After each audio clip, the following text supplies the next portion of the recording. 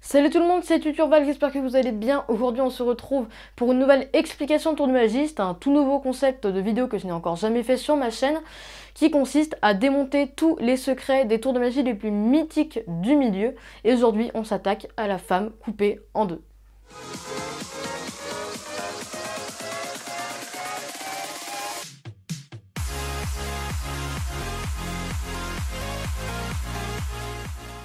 C'est un tour de magie que vous connaissez forcément, de nom ou de vue, que vous avez peut-être vu en vidéo ou en vrai d'un magicien de scène. Un tour de magie assez impressionnant, mais où on se demande tout le temps comment ils font pour la séparer en deux. Et donc aujourd'hui, on va démonter les secrets de ce tour. Donc avant de commencer, je tiens à préciser que ce ne sont pas les explications officielles. Je n'ai pas demandé à un magicien de scène comment il a fait. C'est par rapport à mes observations, ainsi que les recherches que j'ai fait, etc. Mais voilà, pour commencer, j'ai tout simplement observé les différents numéros. C'est-à-dire que j'ai regardé par exemple un numéro d'un tel magicien, puis ensuite un numéro d'un autre magicien, tous les numéros, et j'ai regroupé les points communs. Et les points communs, c'est la table. La boîte est toujours posée sur une table. Vous allez me dire aussi, si elle serait pas posée sur une table, c'est normal, tu veux la poser où? Tu veux la mettre comme ça au milieu de la scène? Comment tu veux la transporter? Croyez-moi, si la table n'avait aucun enjeu par rapport à ce tour, si elle n'était pas truquée, le magicien ferait bien exprès de la déposer d'une table à l'autre ou telle ou telle manière pour bien montrer que la table n'est pas truquée. Il ferait bien exprès de montrer aux spectateurs qu'on peut très bien lever la boîte, que la table n'a aucun problème. S'il ne le fait pas, tout simplement, c'est parce que la table est truquée. Soit les pieds de la table sont simplement creux, soit alors c'est la table qui est plus épaisse, et donc il y a un double fond. Ma deuxième observation, c'est qu'ils ne prennent toujours une assistante. Le magicien ne va jamais aller dans le public pour tout simplement aller dire bah, vous venez avec moi. Donc si on réunit ces deux-là, on peut comprendre quand la personne va tout simplement rentrer dans la boîte, il va rentrer à moitié. En fait, il va rentrer dans la moitié de la table. Soit c'est les pieds de la table qui sont creux et à ce moment-là il peut glisser la moitié de son corps dedans, soit simplement un double fond pour qu'il y ait plus d'espace, et alors à ce moment-là il peut très bien plier ses genoux ou se plier tout simplement pour que la tête hors de la boîte soit tout simplement bien à plat, pour qu'on ait l'impression qu'il est allongé, mais la moitié du corps est simplement repliée sur la moitié de la boîte. Voilà, tout simplement il peut se caler comme ceci. Et du coup vous allez bien me dire qu'on voit les pieds.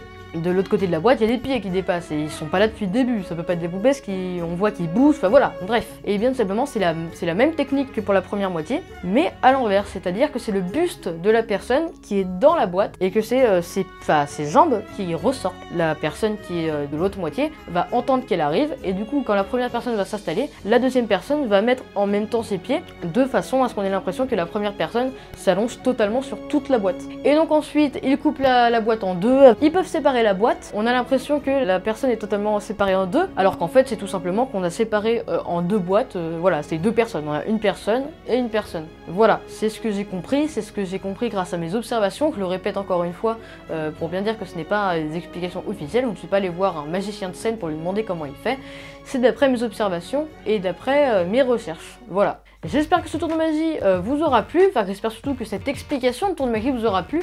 Dites-moi si ce concept vous plaît de démonter des tours de magie mythiques. Après, certains vont aussi me dire dans les commentaires que ça ne se fait pas de révéler les tours de magie des plus grands magiciens. C'est juste que, et encore une fois là je vais juste expliquer le principe de la chaîne, ma chaîne est faite pour apprendre aux gens qui sont passionnés par la magie le milieu. C'est-à-dire que si, imaginons, tout le monde respecte cette règle, la magie est morte. Puisque personne ne connaît la magie. Plus personne n'apprend la magie, plus personne ne sait comment ça marche.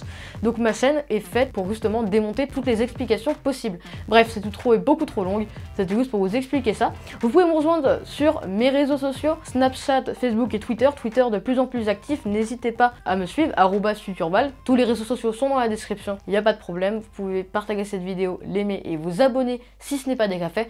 Et moi, je vous dis à la semaine prochaine pour un nouveau tour de magie. Salut!